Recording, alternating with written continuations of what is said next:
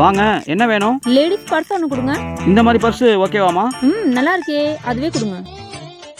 எவ்வளோ இது? அது 150 ரூபாமா. 120 ரூபா போட்டுக்கோங்களே. 120 ரூபாயா?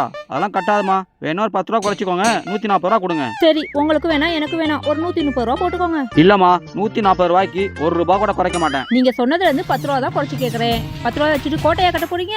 நீங்க மட்டும் அந்த 10 ரூபா வச்சு கோட்டை கட்ட போறீங்க? கொடுங்க 140 ரூபா. இந்தாங்க. After some time.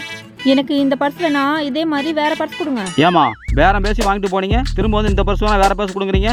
அதெல்லாம் மாற்ற முடியாது. யூஸ் பண்ண பர்ஸை யார் வாங்குவா? வேற பர்ஸை கொடுங்க, இல்லைன்னா என் காசை திருப்பி கொடுங்க. எது யூஸ் பண்ண பர்ஸா?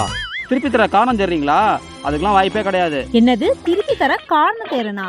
இந்த 3 ஆளுக்கு பிடிச்ச 100 ரூபாயை யார் வச்சா? நீங்க தானே யூஸ் பண்ணீங்க தானே? 300 ரூபா உள்ள இருக்கு. யார் வச்சிருப்பா? ஒருவேளை ரோஷினி வச்சிருக்குமா? கடைக்கு வரட்டும். ஆமாமா, யூஸ் பண்ண பர்ஸ் தான். குடுமா, புதுசா கொடுத்துட்றேன். அப்படி ஒத்துக்கோங்க. யாரை ஏமாத்த பாக்குறீங்க?